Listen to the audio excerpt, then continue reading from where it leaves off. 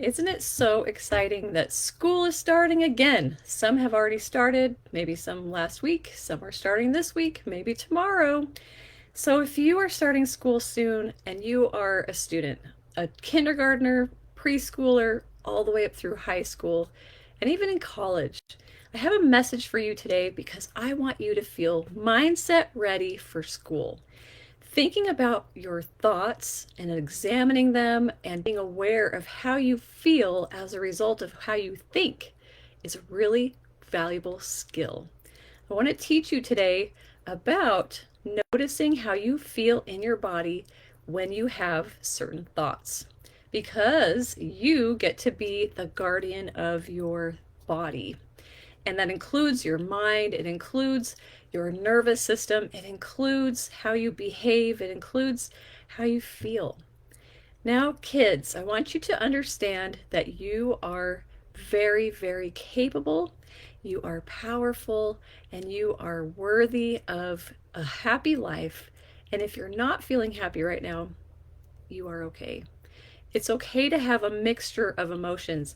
And I have this incredible chart right here because I think this makes a powerful statement for you to understand that there are so many different emotions that your body can experience.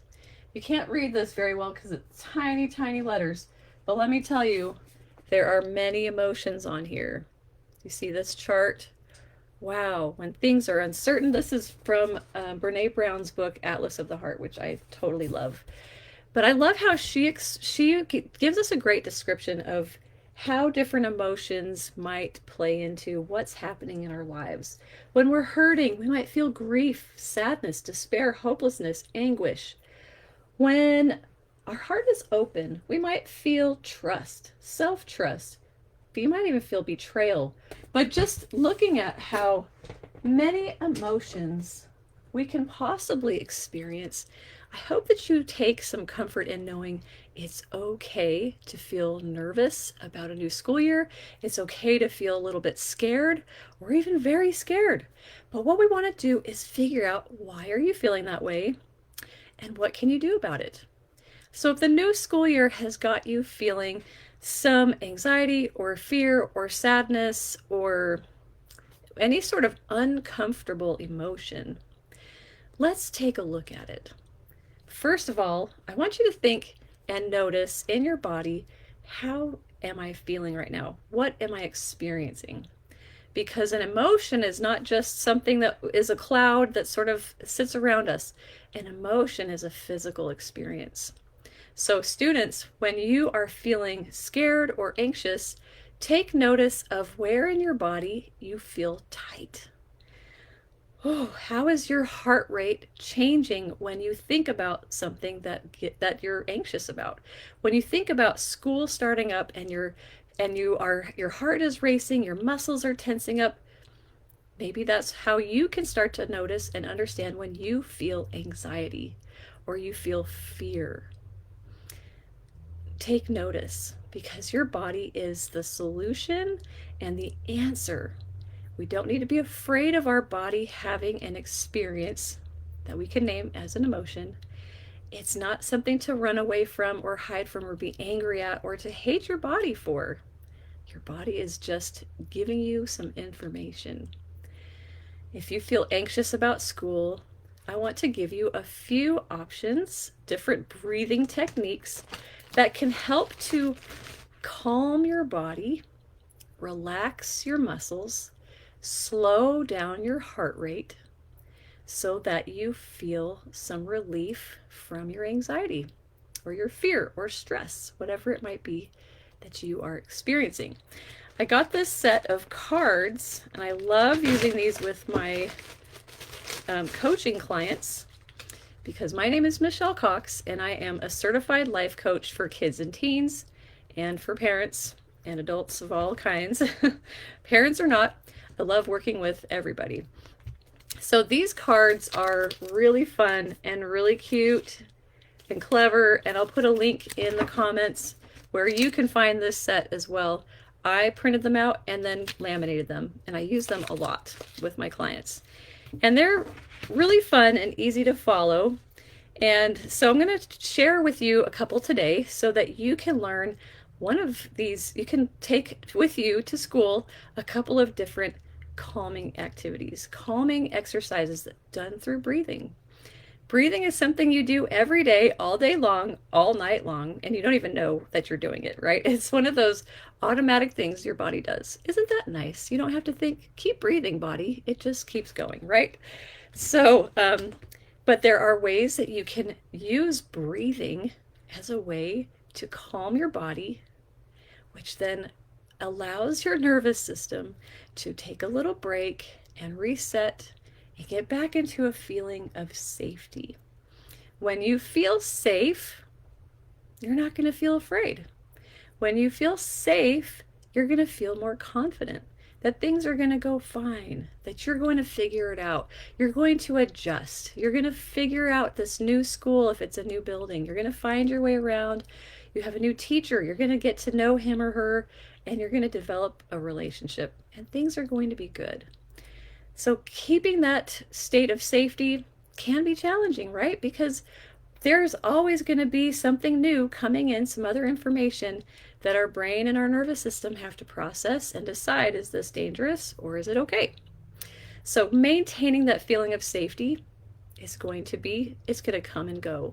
But we always can use a technique like breathing to help bring us back and help us to get back into a state of, oh, I think things are okay. Let me explore this a little bit. I'm going to be strong enough. I'm capable. I've done hard things before. I can do this too. Maybe it's not going to be as bad as I thought it was going to be. Maybe it'll turn out really good. So when you're in a state of safety, you're able to make those kinds of logical reasoning, considering, looking at the bigger picture, remembering in the past when you've done something challenging or hard and you succeeded. You handled it. You learned from it and you grew from it. So I'm going to give you a few of my favorites.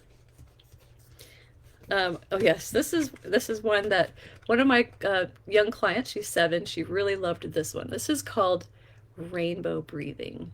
So kids, when you're feeling stressed, if you're feeling nervous, you're feeling afraid, and you're on your way to school, you can sit in your car on the way to school. This doesn't cost you anything. Your parents don't have to buy anything. It doesn't run out of batteries. You can do it whenever you want. So rainbow breathing, and I have limited space here to stay on camera, but basically you'll stick your arms out and you'll make a rainbow with your hands and then bring them together like a rainbow, and you'll bring them back down again, coming back down the rainbow. Now adding in the breathing, so that was just to give you the motion for rainbow. What you're going to do is breathe in through your nose as you go up the rainbow and make the rainbow with your hands. And when you get to the top of the rainbow, you're going to hold your breath, and then you're going to slowly release it through your mouth as you come back down the rainbow. All right, so we're going to practice that together. Oh, get ready. So you want to be sitting in a comfortable position, have your legs down in front of you instead of maybe tangled up. Maybe you're upside down on the couch right now. You don't need to do that. You can if you want. But the best way to be able to totally relax your body is get into a comfortable seated position. And you could sit on the floor cross-legged or in a chair or on a couch. But what you're going to do is breathe in slowly through your nose as you go up, hold your breath, and then come back down. So here we go.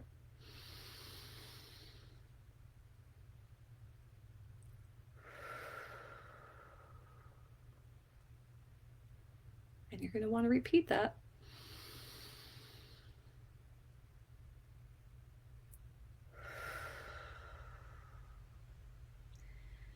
You're going to want to repeat that several times until you've noticed a change in your body. When you feel that everything is relaxing and settling down, then you know that your breathing technique is helping you. It's helping to turn off that threat response that is inside your brain. Because inside your brain, you have a special tool that is called the amygdala. See that there? The amygdala is like having a guard dog, looking out for danger, trying to keep you safe, feeling your feelings, and sending alert signals throughout your body. So that amygdala is helping you to protect you. But sometimes the amygdala can be upset and on alert when it doesn't need to be. So as you do a calm breathing technique like rainbow breathing, that can help to signal to your amygdala by calming your body. It sends a signal of safety to your brain, and your amygdala is able to turn off, and you're able to feel safe again. Another great one that I love is called grateful breathing. So, with grateful breathing, you cross your hands across your body, giving yourself a great big hug. And you focus your thoughts on something or someone that you feel grateful for. What is it that you can feel grateful for? A lot of times when we feel sad or depressed, thinking about something we're grateful for can help shift us into a happier, more hopeful state. So having that activity of actively looking for what you're grateful for is really powerful and can help you at any time. So give yourself a great big hug, and as you squeeze up into your body like this, you're going to breathe in through your nose and think of a person or something you're grateful for and hold it at the top, and then relax and breathe out. So we'll practice that. So slowly in through your nose for about a count of 4, hold, have a pause, and then breathe out for about a count of 4. So here we go.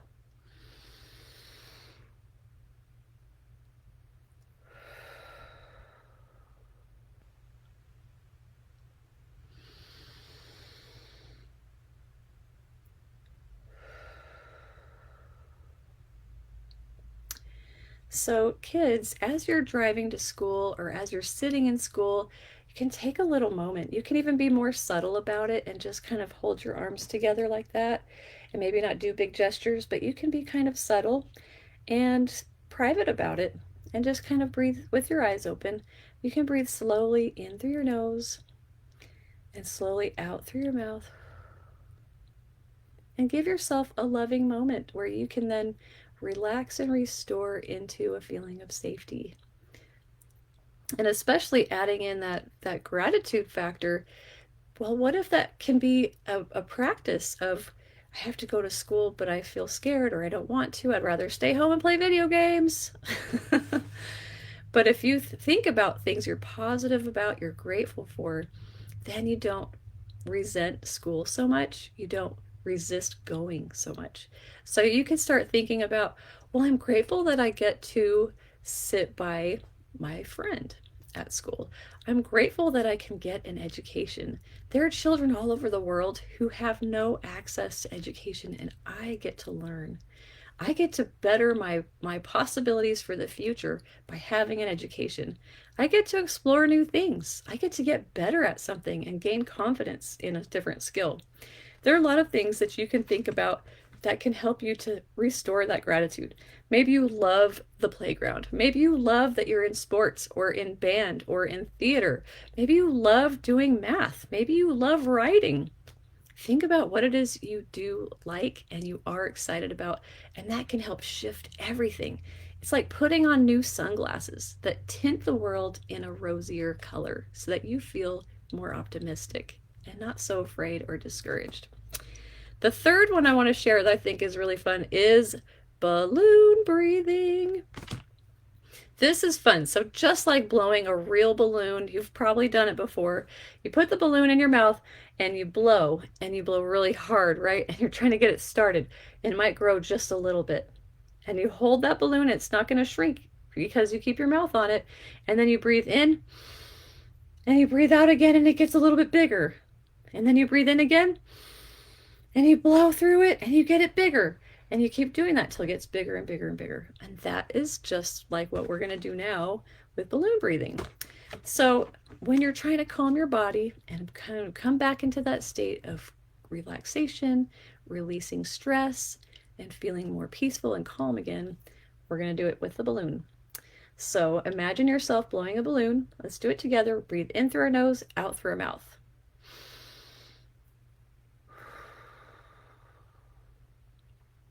We're going to breathe again.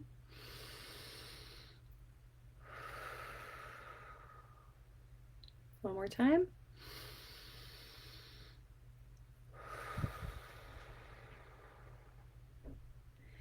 And just imagine how big you were able to make that balloon. Now we're going to tie it up, seal it closed, and we're going to let that balloon go. And there it goes. All my worries, my stress, my fear, my anxiety got to float away.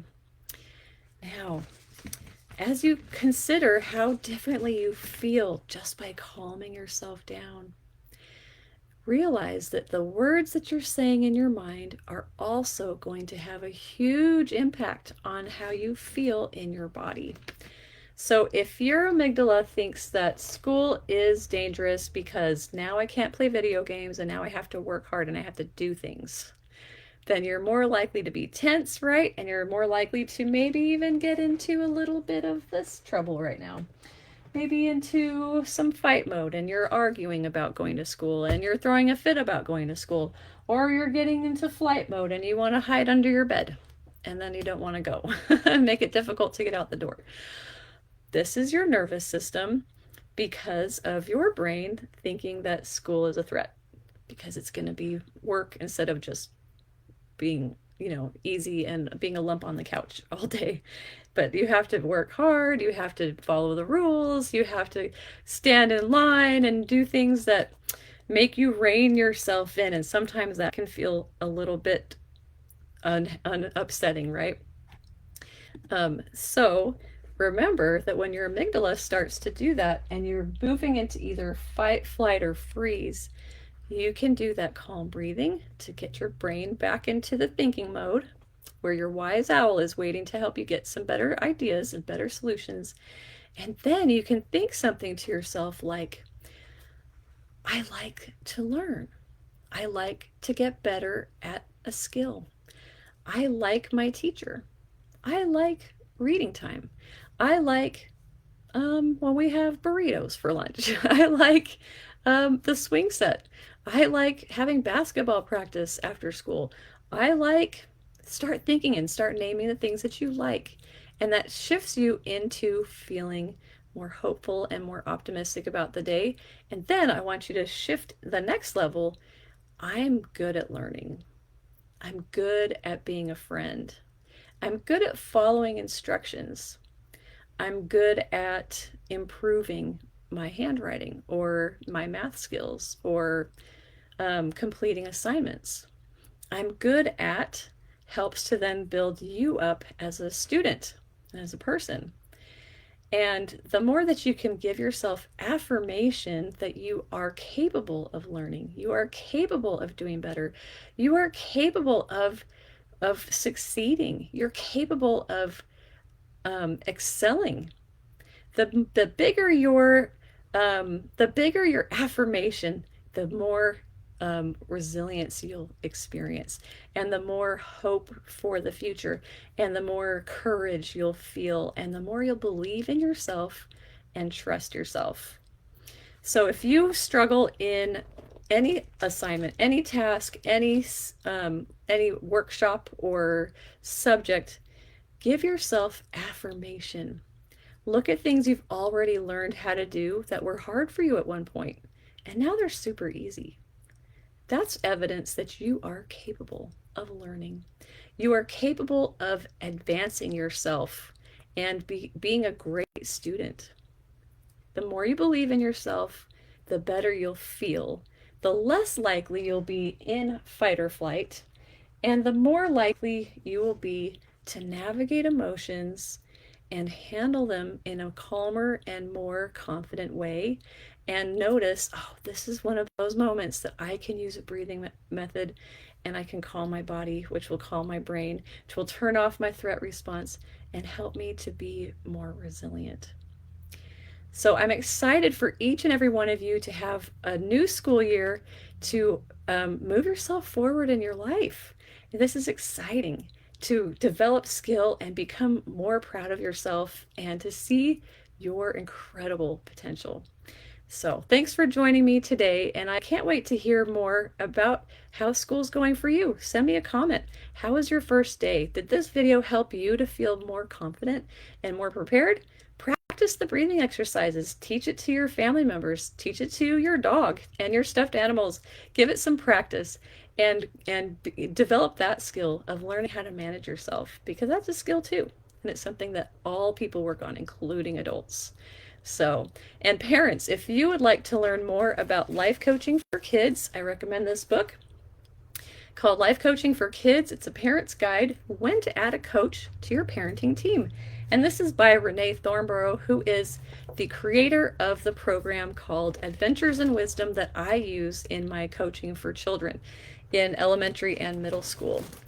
And so with coaching, life coaching called Wisdom Coaching, there are 27 different lesson modules, and I'll be putting some links in the comments so that you can learn more about this. But there are 27 lesson modules that are designed to help children learn about their nervous system, learn powerful mindset skills so they can move away from feeling those limiting feelings and those limiting beliefs into supporting and confident beliefs. And I've seen beautiful transformations in children I've worked with and teenagers, where they've gone from very, very shy and introverted and very, very negative self-talk into very confident, peaceful, poised young people. And it's amazing to see that.